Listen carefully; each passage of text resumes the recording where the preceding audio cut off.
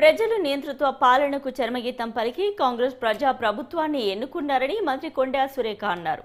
December 7 నాటికి ఏడాది పూర్తి కానున్న శుభ సందర్భంలో November 19 Hanamkonda arts and science కాలేజ్లో తలపెట్టిన ప్రజాపాలన విజయోత్సవ సభను విజయవంతం చేయాలని పార్టీ శ్రేణులకు ప్రజలకు కొండా సురేఖ పిలుపునిచ్చారు. కాంగ్రెస్ ప్రజా ప్రభుత్వం ఇచ్చిన మాటకు కట్టుబడి 6 గ్యారంటీలను ఒక్కొక్కటిగా అమలు చేస్తూ ప్రజా సంక్షేమానికి పాటుపడుతుందని మంత్రి కొండా సురేఖ అన్నారు. ఇది చరిత్రలో నిలిచిపోయేటువంటి సంఘటన.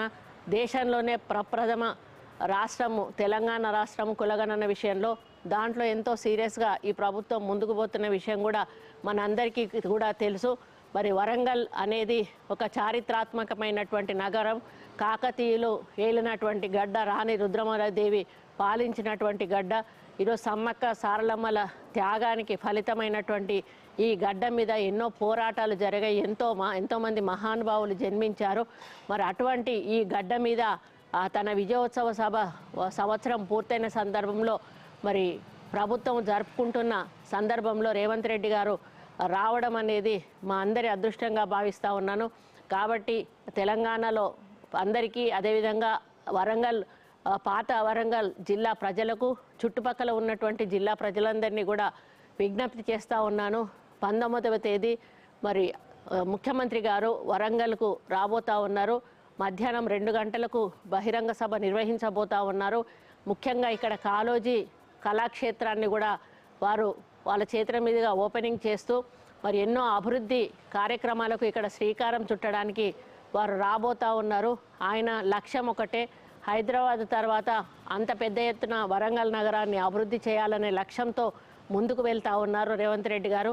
దాంట్లో భాగంగానే 19వ తారీఖు రోజు వరంగల్ రూపురేఖలు మారే విధంగా వారు తప్పకుండా మాకు కావలసినటువంటి వనరులు సమకూరుస్తారని, నిధులు సమకూరుస్తారని నేను ఆశిస్తూ ఉన్నాను.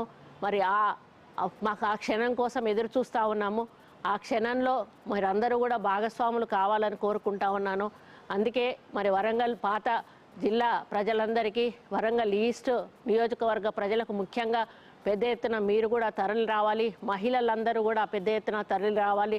చుట్టుపక్కల నియోజకవర్గ ప్రజలు కూడా పెద్ద ఎత్తున తరలి వచ్చి మరి ఆర్ట్స్ కాలేజ్ ప్రాంగణాన్ని మన జనంతో నిండిపోయి మరి ఆ జనం మధ్యలో మన వరంగల్ అభివృద్ధిని ముందుకు తీసుకెళ్లడానికి రేవంత్ రెడ్డి గారు చెప్పేటువంటి విషయాలను మనం వినాల్సిన అవసరం, బాధ్యత మనందరి మీద ఉంది అని తెలియజేసుకుంటూ, తప్పకుండా ఈ యొక్క మీటింగు వరంగల్ చరిత్రలో నిలిచిపోయే విధంగా ఉంటుంది అని, ఈ నిర్ణయాలు కూడా వరంగల్ చరిత్రలో నిలిచిపోయే విధంగా ఉంటాయని నేను ఆశిస్తూ, మీరందరూ కూడా 19వ తారీఖు 2 గంటలకి ఆర్ట్స్ కాలేజ్ మైదానంలో జరిగేటువంటి రేవంత్ రెడ్డి గారి బహిరంగ సభకు తప్పకుండా హాజరు కావాలి, పెద్ద ఎత్తున రావాలి అని కోరుకుంటూ సెలవు తీసుకుంటా ఉన్నాను.